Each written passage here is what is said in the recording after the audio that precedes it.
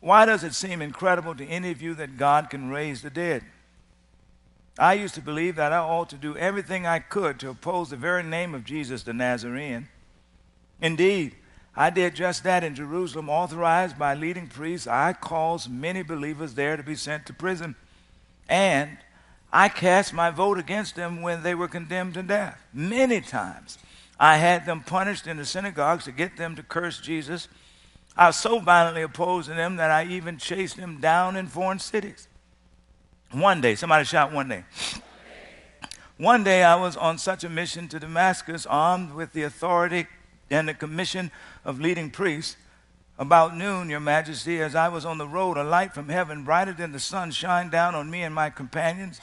We all fell down, and I heard a voice saying to me in Arabic, Saul, Saul, why are you persecuting me? It's useless for you to fight against my will. Who are you, Lord? I asked. And the Lord replied, I am Jesus, the one you are persecuting. Now get to your feet, for I have appeared to you to appoint you as my servant and witness. Tell people that you have seen me, and tell them what I will show you in the future. And there is the reading, and everyone shout amen. Amen. Please be seated.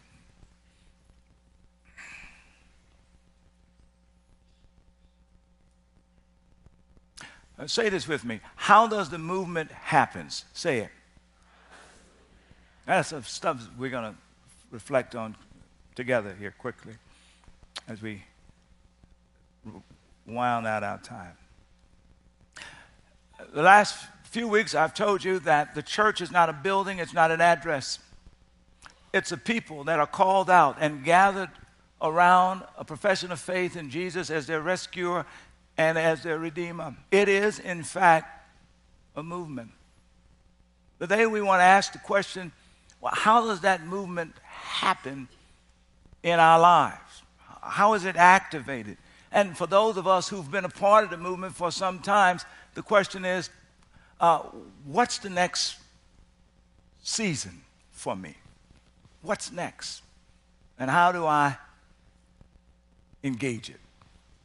One of my favorite movie series is Indiana Jones. All of the Indiana Jones. Raiders of the Lost Ark.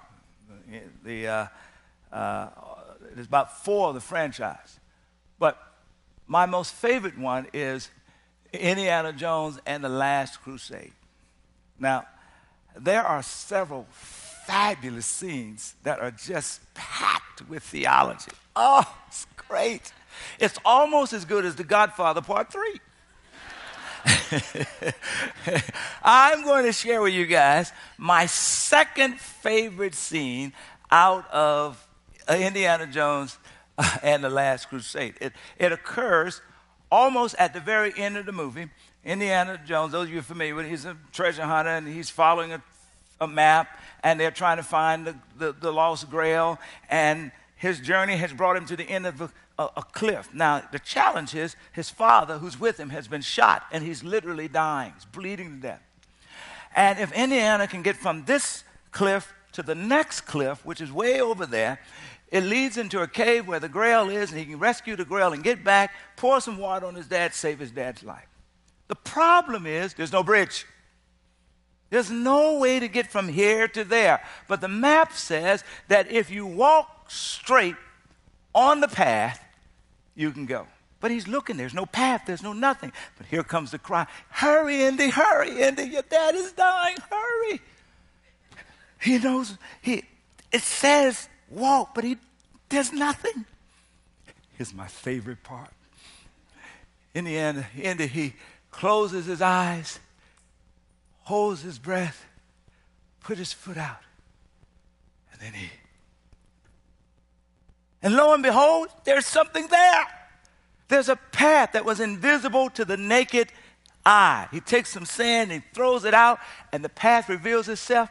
It was there all along, but he never would have known had he not taken a step. That is the teaching of the moment this afternoon, which is this, that the movement of God, the movement of redemption that is driven by Jesus Christ, it happens one life at a time, but you will never know its power unless you are prepared to take a step. For some of you, that step is to make your confession, and your profession is to say, you know what, I'm going to turn my life over to Jesus finally, once and for all. I'm going to do it. For others among us, you've been walking with the Lord for a long time, but this season has brought you to a point where it's time to shift into a new season, and it requires yet another step of faith or faithfulness. And you can't imagine what God has for you, whether you're at the beginning of the journey or midway the journey, until you're ready to kind of close your eyes and with a breath of faith, step. And so, for the next 17 minutes, I want you to think about, what's my next step? Now, Paul frames this story that he's sharing his testimony. We talked about the conversion last week. He's reflecting on the conversion this week. And as he reflects on it, testifying to the Roman authorities, he frames it beginning with verse 8. Here's what he says in verse 8. He says, why do you think it's incredible? Why do any of you think it's incredible that God can raise the dead? The word incredible simply means, it implies incredulous or unbelievable. Why do you think it's unbelievable? And with that statement, he's framing the next several verses. Essentially, here's what he's framing. He's saying, look, we have to answer the question, what do I believe about Jesus? That is the question that you and I ultimately have to answer. What do we believe about Jesus? The next verse, verse 9, he begins to talk about himself. He says, I used to believe. Everybody say, I used to believe. Now, Paul, if there had been a PhD in his day in philosophy, he would have had it. He came from an extraordinary school. He knew Greek philosophy. If there had been a PhD in religion, he would have had it. Taught by one of the greatest religious minds of his era, Gamaliel. So Paul was a thoughtful fellow. He was not a Rudy Poo. Don't ask me what that means. I have no idea what it means. It's just, we used to say it as a kid, so I thought it fit. All right. But he was a deep thinker. And he said, listen, here's what, if you read the next verse 10, it all unfolds in verse 10. He says, listen, here's what I thought about Jesus. He says, I did everything possible to oppose this man, this Nazarene Jesus. In other words, I just thought that Jesus was a man, that he was a Jewish man, and that he had died. And here's my conviction about those who were following him. He said, listen, whenever I found folk following him in Jerusalem, I'd cause them to end up in prison. Or, number two, I would cast a vote to make sure that they were condemned to death. Or, number three, I would find every opportunity to punish them. Everybody say punish. That means beat brutally to convince them to curse Jesus. Or, number four, beginning in the next verse, I'm so violently opposed to them that I would chase them down, even in foreign cities. That was my conviction about these so-called folk. I thought Jesus was a man who died and it's remained dead. I thought these people were crazy and they were polluting an ancient religion, Judaism, and I was there to keep the religion pure. That was my conviction. They were out of their minds. You think about Paul. Here's what he was really saying. With all of his knowledge and all of his experience, he was saying, this stuff just doesn't make sense. This teaching about this man who is somehow has risen from the dead and somehow he is the expression of God, it doesn't make sense.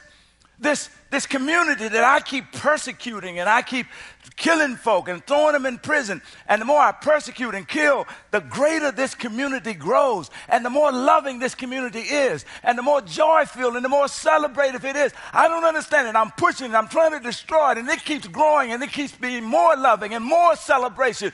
This doesn't make sense. Now, here's a little insight for you. My first point, quickly. In order for the movement to be actualized in our lives, one life at a time, it requires a personal encounter with Jesus. But here's how we get there. Two ways. Listen. Everybody say it doesn't make sense. Here's a little tidbit. Here, just get this. Wherever you find a segment of your life that doesn't make sense, more often than not, God is lurking behind that segment trying to get you into an encounter. Doesn't make sense. This is what Moses thought, right? Those of you who are familiar with Moses, Exodus chapter 3, he sees a bush that is burning up. Well, that happened all the time in the desert experience. The problem was the bush kept burning but never actually burned up. So he went to see what was going on because it didn't make sense. And out of that burning bush came the voice of God, and it was an encounter between Moses that changed the trajectory of his life. I bet you there's somebody here who's thinking, you know what, my life is pretty cool. I got a cute girlfriend, I got good money, I'm driving a nice car, it's all good. Yet I'm feeling empty, not sure of my sense of purpose. This doesn't make sense. Or perhaps there's somebody here, I just keep making the same mistake again and again and again, and I know better, and I'm caught in this cycle, and I keep doing it again and again and again. This doesn't make sense. And I want to say to you, great, put a attack right there, press in, begin to pray and seek God right in that area, because oftentimes lurking behind that very thing that doesn't make sense is a God that wants to have an encounter with you. Right there. Secondly, if we look at the text, and he moves on and he says, but one day, everybody say one day. Somebody's encounter. One day on the Damascus road, a bright light from heaven, brighter than the sun at noon. The sun was pretty bright. It was noon. At noon, brighter than the sun, shined down around him, knocked him down. He heard a voice. And the voice said, Saul, Saul, why are you persecuting me? Do you not know that it is useless to fight against my will? Now, I particularly like this, right? Because not only does it require an encounter with Jesus, but from the encounter comes an enlightenment about God's grace. Two things happen. When Saul responds and says, who are you? And the answer comes back, I'm Jesus, the one you're persecuting. Right there, Paul knows he was supposed to have been struck dead. Because after all, he's been spending his energy killing people and arresting people and annihilating people on the premise that Jesus was dead. And now he's had an encounter. Jesus is alive. And because Jesus is alive, Paul is guilty. And so he should have been dead. Somebody say, should have been. You heard Miss Rodriguez's story. I particularly love the story. She said she didn't, you heard it. She wasn't particularly fond of churches. She thought churches was just big buildings, a lot of people. Preaching always put her to sleep. And then she said she went to catechism class and she discovered that Jesus was the Son of God, had died for her sins. She actually believed that. But church was still unrelatable, disconnected, and boring. But a little later on, she says, but she still believed. Everybody say believed. But then her brother died. You remember, she's reading it. Her best friend died. And she became angry with God, and she started to rebel against God. And here's what I think was happening for her. I think for her what happened was this. There was this question. It was, Lord, I believe, but I just don't think you're for me. I just don't think you're on my side. I think you're against me, not for me. And that drove, because if you were for me, you wouldn't have taken my best friend, my brother, from me. But then listen to her testimony. She says that on 1 week before her 16th birthday, 3 girls and a boy beat her almost to death. And she's stumbling along the trail. Surely she would have died except for a couple was in the right place at the right time. And upon reflection, she realized, here it is. Here's her reflection. I should have been dead, but for the grace of God, he put somebody on my path. And this means that God is for me, not against me. All right, now here's the formula. I've been praying about this. What does it mean for you to have an encounter with Jesus? Does it mean that the big light is going to come? Well, what does it mean for you to have an encounter with the resurrected one? Well, how is that going to materialize in your life? You heard the young man talked about how it materialized in his life, that he heard that the Lord confronted him and said, you've got yea amount of time, and it wasn't judgment, it was grace. Well, what is it going to look like in your life? Here it is. Here's how you go find it. Just rumble back through your life and look at all those times where you have this statement: I should have been blank, but. The other blank is God's grace. So here's the statement. I should have been, Paul said, I should have been killed, but God's grace. Come on. The young man at the end, I should have been killed, but God's grace. Miss Rodriguez, I should have died, but God's grace. What's your story? I should have lost my mind by now, but God's grace. I should be in jail right now, but God's grace. I should have lost my life in a car accident, but God's grace. I shouldn't be sitting in this pew right now, but God's grace. Everywhere you find God's grace in your life, that grace comes from somewhere. It comes from somebody. Behind every expression of grace is the person of Jesus Christ. That's where you encounter him, in the grace.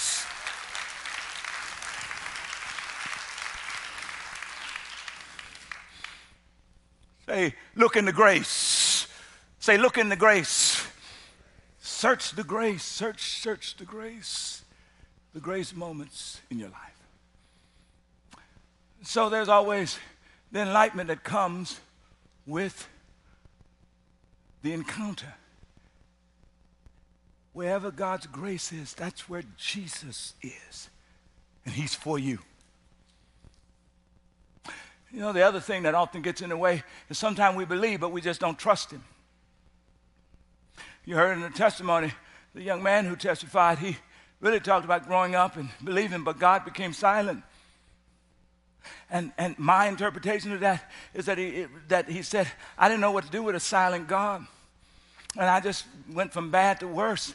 And one translation of that is this: I believed, I never stopped believing, but I just didn't think I could trust him. See, but when he got ready to be baptized today, what he was saying is, I've bridged the difference. I both believe and I'm ready to trust him. You know, some of you, like your boyfriend or your girlfriend, you know they're real, they're really alive, they're real people, but you just don't think you can trust them.